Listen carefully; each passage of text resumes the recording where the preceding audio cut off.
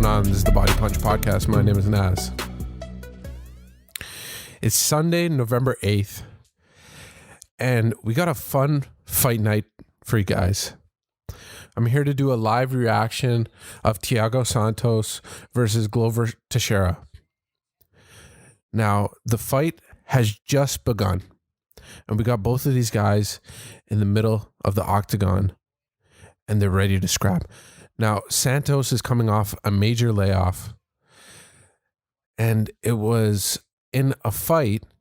It was because of a fight with the GOAT, Jon Jones. And that was going to be a massive fight. Some people said that Santos won that fight. And Santos is actually hitting with amazing shots right now. And this might be one of the shortest podcasts I ever record because Thiago Santos is hitting him with short shots on the ground. He's trying to gain the position, hitting him with elbows. Thiago Santos defending the takedown. Glover Teixeira showing a side of him that most current MMA fans might not know about him, which is his jiu-jitsu. And he's got him against the cage. At this point, Glover Teixeira is really trying to slow down the contest and then gets the takedown. Now he's on top. Man, this is back and forth. This is crazy. Crazy fight already, going back and forth with, honestly, at one point there was major implications for this fight. But then we got the news that Adesanya was coming up and going to go for that belt. Now, Glover Teixeira, as most of you would know, has amazing boxing that people talk about. Right now, we're seeing a lot of jiu-jitsu and wrestling, especially getting that takedown. Right now, I'm at 2 minutes and 40 seconds. Glover Teixeira is actually mounting right now. And very interesting stuff. Glover Teixeira on an amazing win streak.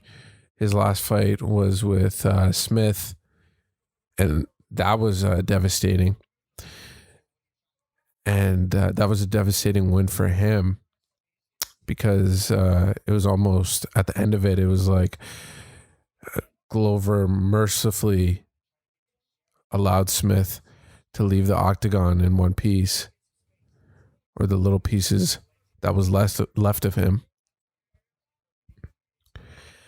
So now here's a big factor that I see in this fight, and we might be able to see it playing out at this moment at 1 minute and 44 seconds with Glover on top of Santos, is the fact that Teixeira has fought in an arena already without a crowd. Now, I think that's a major factor. I think that's what a lot of people have been bringing up these days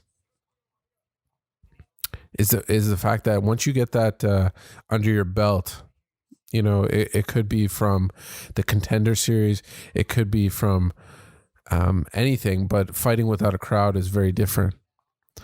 And Teixeira has been through that. Especially nowadays, especially with all the things that you got to think about, you know, with all these COVID tests going on, with all of this stuff playing out in the news, especially with hearing that Adesanya is coming up in weight and fighting for the belt that you thought you were going to be fighting for after this fight. Now, Santos is a very interesting story as well. Like I said, we're reaching 33 seconds of the first round, and Teixeira still has Santos in full mount. So what I was going to say was that Santos is in an interesting predicament himself, because a lot of MMA journalists, a lot of fans thought that the last fight that he had with Jon Jones, he actually came away and won that one. He's a scary knockout artist. But the even more, if we just want to make it another layer in the Santos career and why he really wants to fight for this belt, is he won against Blachowicz. And he believes that if a fight does happen with Blachowicz again, if Blachowicz can beat Adesanya now, he believes he can get that W once again. At one point, he was one of the scariest men in the 205 division. His last fight being July 2019. So it was a long layoff for him, but he was going. He had some devastating injuries. I believe John Anik at the beginning was talking about an ACL, MCL tear, something like that. But those are crazy. And you know what? We have one of the most perfect people to commentate on this fight, and that is in Dominic Cruz, because he's gone through some devastating injuries like that. Now we're back on the feet. Second round has just started. Interesting enough, Santos is throwing a lot of fakes. Luke Thomas has talked about this in his recent JRE appearance. The fact that fakes are really necessary in MMA and a big evolution that we're seeing transferred from boxing these days. And Santos started off like that, but there we go again. Teixeira takes him down. Now we're at 4 minutes and 23 seconds with Teixeira on top. Santos is at the moment right now not attacking from his back at all. And it seems like from watching this that Teixeira's a lot well versed in the ground game, because he's taking down Santos with ease now. In the second round, he took him down with ease. In the first round, we saw a lot of defense from Santos against the cage, especially now, but we're in the middle of the mat. Everybody talks about these warning tracks when it comes to these black lines in the octagon.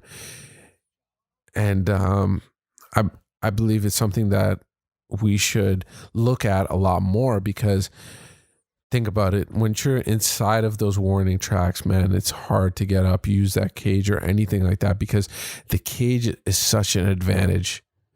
We have to think about this every single time.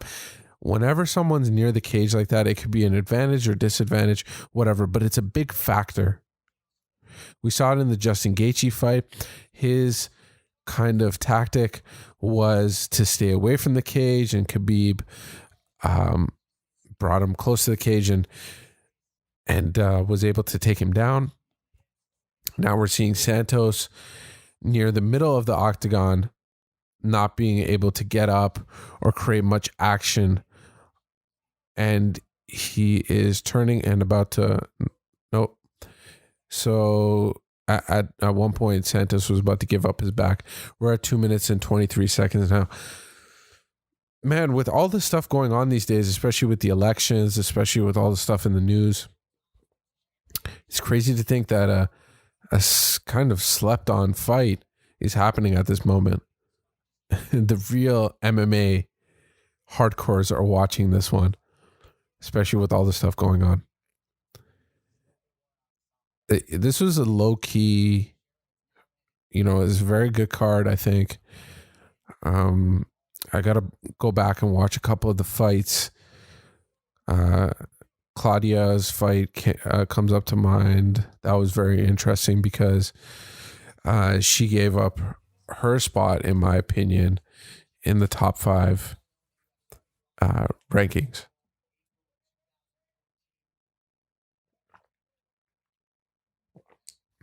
I think this looks like it was Teixeira's game plan, was to take him to the ground. Even though we've seen in the past couple fights that Teixeira has had, that he's shown off that slick boxing. He's it's very slick. it's crazy to see at his age what he's capable of doing. It seems like when time goes by, this guy's getting better and better. I'm just looking at his last fights. He beat Kutalaba in 2019. He beat Krylov in 2019 as well. And then he beat Smith. So, I mean, this guy, he's on a nice little run, especially in a division like this with John Jones reigning over it for such a long time. I think this is a division where at one point everybody thought that the belts would be kind of in a merry-go-round. Oh, we got full mount right here. Sorry. In the second round, we got 8 seconds left. We got a rear naked from Teixeira.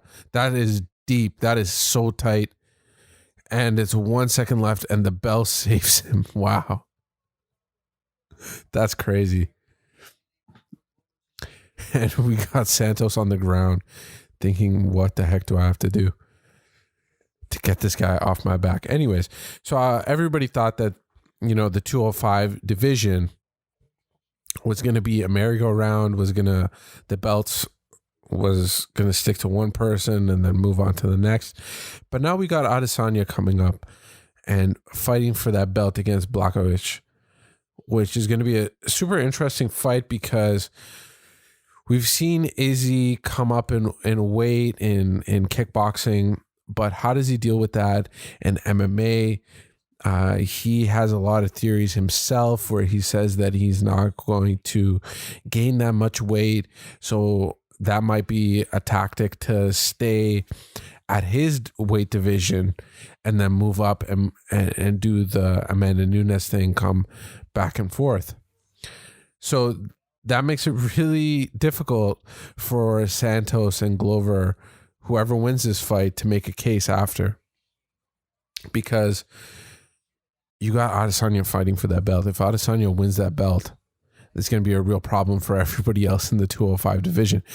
Oh, wow. They're in the third round at 4 minutes and 44 seconds. That is why you got to be scared of Santos, because he's got that knockout power. Wow. Even with that amount of time off, this guy still possesses that. And this is a real confidence booster. Even if he doesn't get him out in this sequence, this is a massive confidence booster. This shows why this guy is so scary in this division. And when you got Thiago Santos on top of you like this at 4 minutes and 9 seconds, like he is in this third round, man, it just erased everything in the first 2 rounds if he finishes in this sequence. That's the type of power. This guy's not messing around. This guy's not messing around at all. But interesting stuff developing in this 205-pound division with a bunch of killers in it. Wow, Glover is taking these shots like crazy. And Glover is still able to get back up using the cage, exactly what I said. And he's about to take the back. He's trying to go for that rear naked again. Wow, back and forth fight. Man, Glover's fights are always... Oh, that's deep. That's a deep, tap. So we end it. The fight's over. Glover Teixeira, being the consummate professional and nice guy that he is, the Brazilian on Brazilian love. Glover is one of the nicest guys, man. Even after the Anthony Smith fight, even after the Alex or after the Smith fight, he showed this kind of gratitude and everything. At 41 years old, he's still beating top contenders like this. Crazy. And if you look at Glover's career, man, it has really evolved. It's really changed at some points. I mean, Glover was a killer. He's still a killer, but he did it in a more savage way. Now he's real technical. He thinks about the moment. Look, Santos just dropped him with one shot, and he was still able to use that cage, which we were talking about in, I believe, the second or the third round. The cage comes in real handy at some points. And he used it, got back up, and he was able to get that rear naked, which he already knew was going to work from the previous round. Glover is so smart. He's so smart, and it's not just being smart, actually. It's about being calm in the storm. I believe I've talked about this in previous podcasts, but the fact is that some of the smartest fighters are the ones that can remain calm in the moment, because you can't be smart without being calm. You lose all your wits.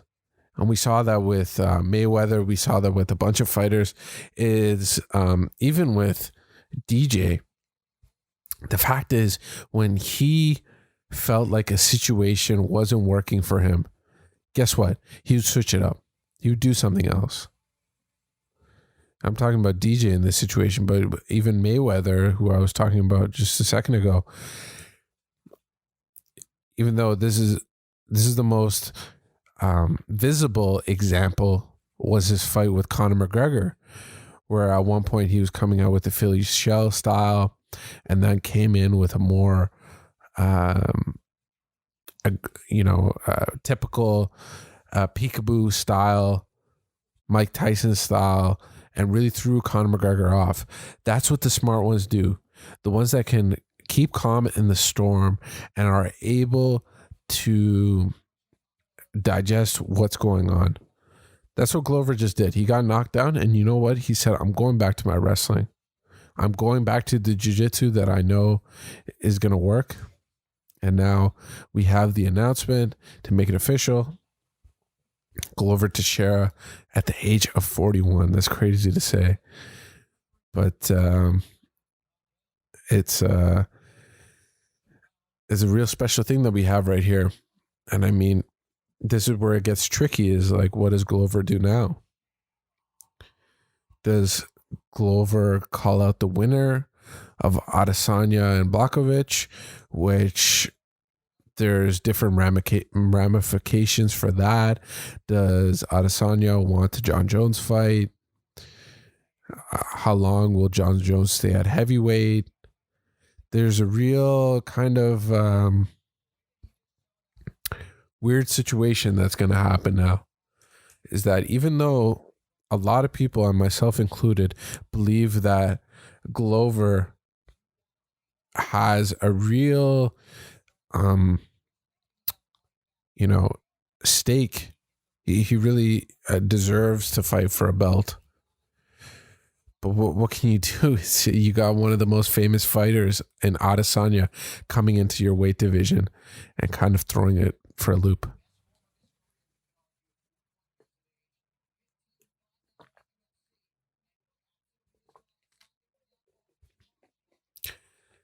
It's just crazy to see Glover Teixeira, man, in the octagon still, man.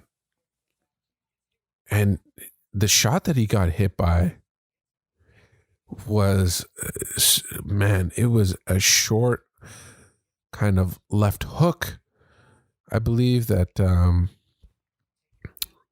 took down Glover. And just even looking at the replays now, man, it's the mixture of wrestling and striking is just getting better and better. I think that DC was one of the best at this. Obviously, Khabib, man, Khabib is one of the greatest at mixing his wrestling and his striking, hitting people with shots and then going straight for a double or a single and going after those shots. And just looking at these replays again, man, I think it really had to do with that Santos was just exhausted in this fight. Now let's hear what Glover has to say. I'm going to watch the interviews and I'll give a live reaction.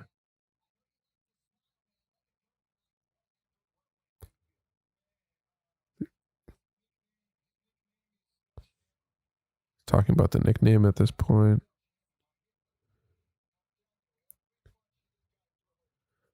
Talking about how hard Santos throws. Talking about how he might have a broken bone, but we can see the hematomas developing on his face. Talking about his great camp that's going on. I'm really interested to see what his next move is.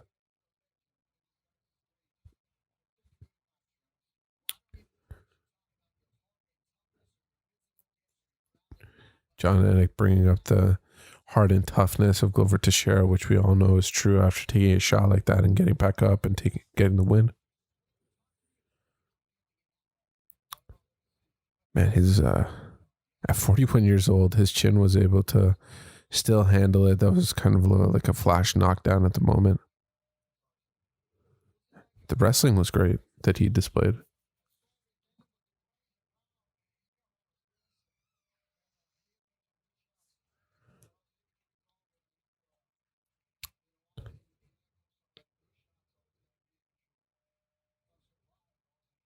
Talking about surviving in that round.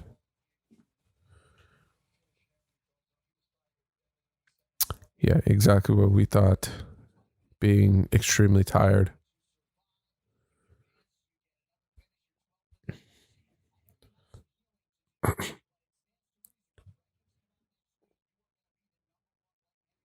Yeah. Number one lightweight contender.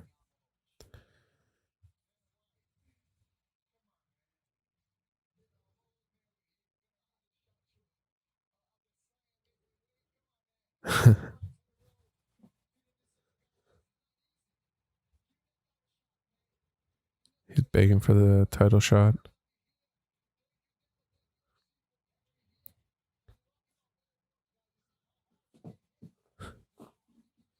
Quoting Rocky Balboa, classic. So, I mean, he's calling for the belt. He's asking for the Blachowicz fight. Saying some stuff in Brazilian, so just checking that out. But I mean, so he's calling for the fight. He's calling for the Blachowicz fight, but will he be able to get it? I don't think so. Adesanya's kind of star power is going to overtake it, I believe, because man, when you got a global superstar like Adesanya come into your weight division like that, it's tough to say, but I think Adesanya is gonna take that fight, obviously, because he's already come out publicly and talked about it.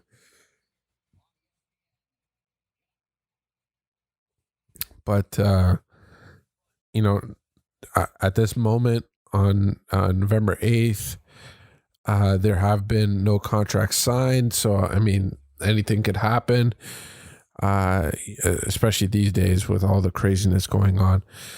So he might be able to pull something out and get that fight.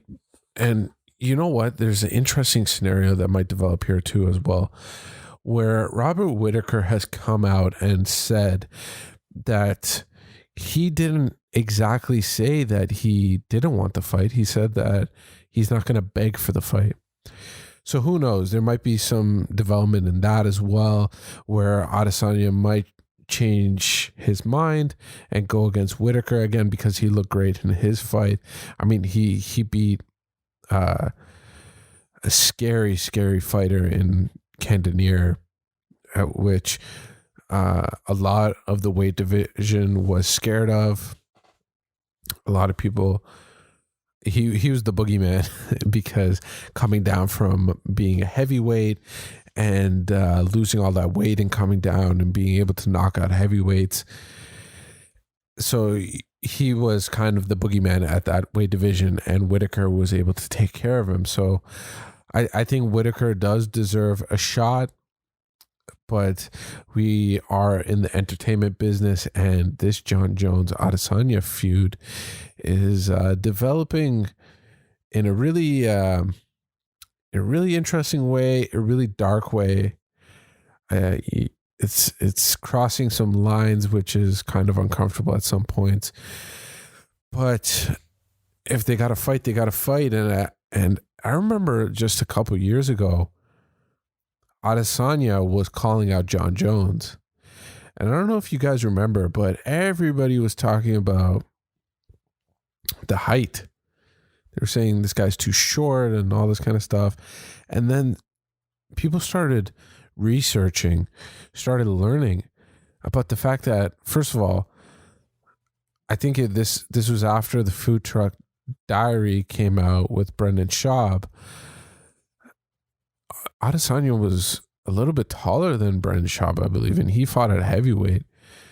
So then we're like, oh, okay, this guy's pretty tall. And then we started looking up his height, and Adesanya is a tall guy. And then we find out that he fought at heavyweight, and the more information came out. And I remember at a time people were telling him to like almost shut up and just stay at the weight division that he was at.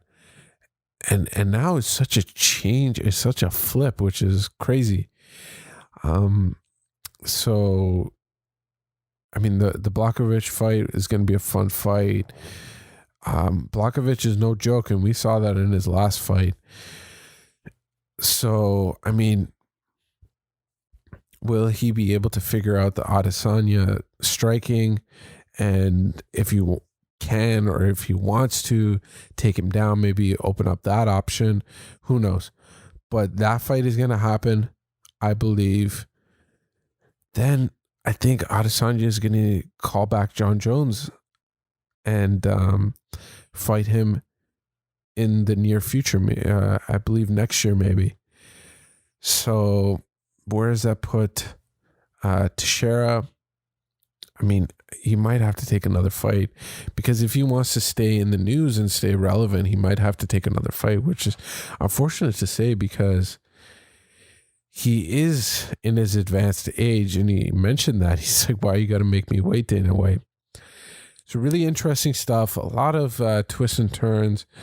The fight game is just like that. You gotta deal with it. It's 50% promotion, 50% actually fighting. So, you know, sometimes the promotion and stuff overtakes the actual fights.